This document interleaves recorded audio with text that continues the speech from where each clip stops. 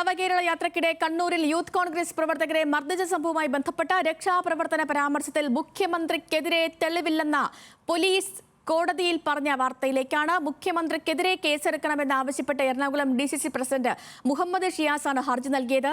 CJM കോടതി ഈ മാസം 22 ഈ ഹർജി പരിഗണിക്കാൻ മാറ്റിയിട്ടുണ്ട്. മുഖ്യമന്ത്രിക്കെതിരെ എറണാകുളം DCC പ്രസിഡന്റിന്റെ പരാതിയുടെ അടിസ്ഥാനത്തിൽ അന്വേഷണം നടത്താൻ എറണാകുളം CJM കോടതി ഉത്തരവിട്ടിരുന്നു.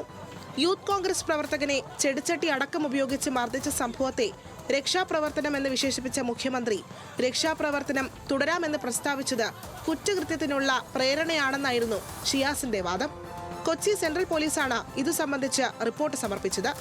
പരാതിക്കാരന്റെയും സാക്ഷികളുടെയും ഉൾപ്പെടെ മൊഴി നൽകി. പരാതിക്കാരൻ നൽകിയ സാക്ഷികൾ പരാതിയിലുള്ളതുപോലെയാണ് മൊഴി നൽകിയത്. എന്നാൽ പരാതിക്കാരനോ സാക്ഷികളോ സംഭവം നേരിട്ട് കണ്ടവരല്ല, ദൃശ്യമാധ്യമങ്ങളിലൂടെ അറിഞ്ഞുവെന്നാണ് മൊഴി നൽകിയത്.